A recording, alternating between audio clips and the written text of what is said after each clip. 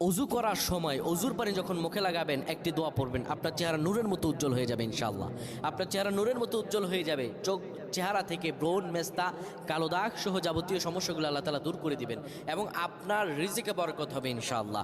আপনার দোয়াগুলো কবুল হয়ে যাবে। অনেকের চেহারা সুন্দর কিন্তু তাকাতে ইচ্ছে করে না, মনে হয় চেহারায় নুন নাই, কিন্তু অনেকের চেহারাই কালো কিন্তু দেখতেও ভালো লাগে। যেমন এই যে বেলাল হাবশি, চেহারা দিকে তাকালেই শান্তির সুবাতাস বয়ে আসতো। সাহাবীরা যার চেহারা দেখে অনেক প্রশংসিত করিয়েছিল এবং যার কলব স্বচ্ছ ছিল।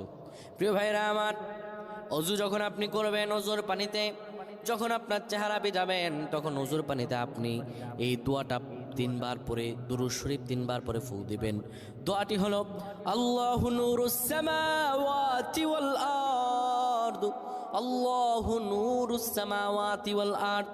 পানিগুলো নিয়ে সেই পানির মধ্যে আপনি ফু দিয়ে চেহারার মধ্যে লাগাবেন। আমার আল্লাহ রাব্বুল আলামিন